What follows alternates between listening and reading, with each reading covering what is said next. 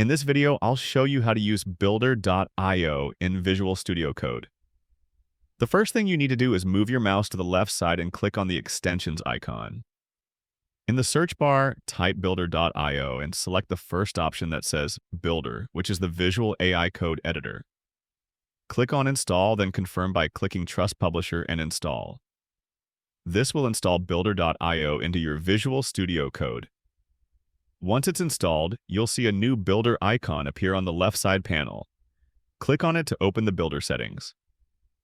Here you'll need to enter your dev server URL. This is the address where your development server runs.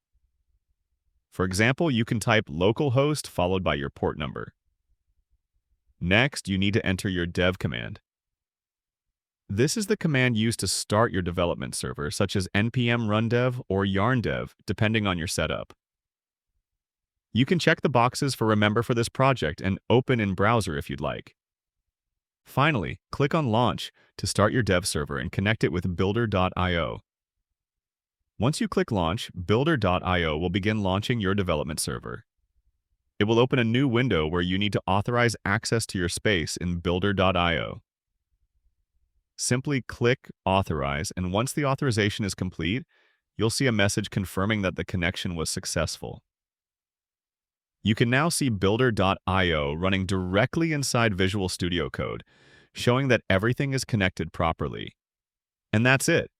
You've successfully installed and connected builder.io in Visual Studio Code. If you found this tutorial helpful, consider subscribing for more development and tech guides.